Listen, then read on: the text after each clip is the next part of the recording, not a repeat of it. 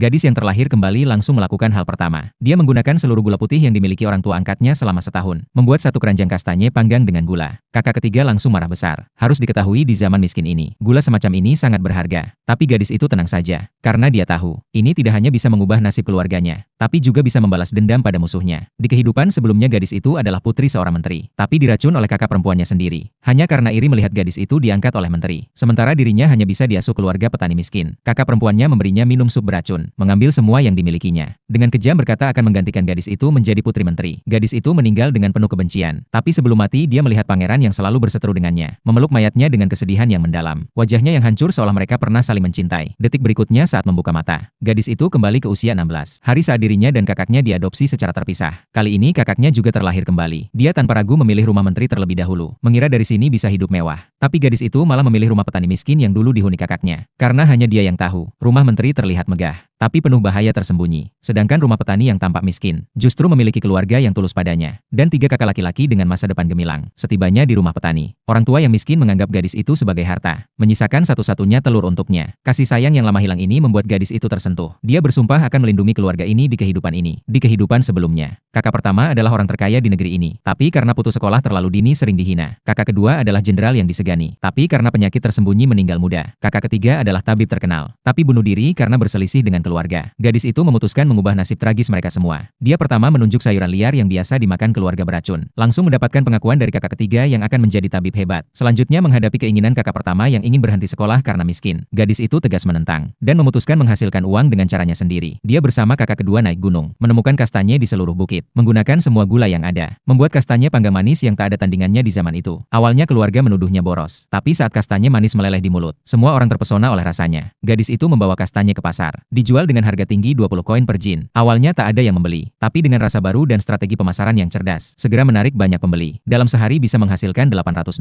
Tapi masalah segera datang. Kakak perempuan yang terlahir kembali di rumah menteri tidak bahagia. Dia tidak menjadi putri kaya, malahan diperlakukan seperti pelayan, bahkan ditampar di depan umum oleh nyonya rumah. Dengan amarah yang meluap dia melampiaskan semuanya pada keluarga gadis itu. Dia membuat kesulitan bagi ibu angkat yang bekerja di rumah menteri, tidak membayar upah, membuatnya jatuh sakit sampai muntah darah. Dokter bilang ibu angkat perlu ginseng mahal untuk pemulihan, tapi uang dari penjualan kastanye tidak cukup. Kakak pertama marah tapi tak berdaya. Gadis itu menatap tajam, memutuskan untuk menyerang terlebih dahulu. Dia bersama kakak pertama langsung menuju rumah menteri, di depan tetangga dan warga, menangis sambil menuntut pembayaran yang tertunda, mengecam rumah menteri yang tak menghargai nyawa manusia. Dengan kata-kata yang tepat dia membuat rumah menteri berada di posisi sulit. Saat rumah menteri marah dan hendak menyerang mereka, pangeran muncul.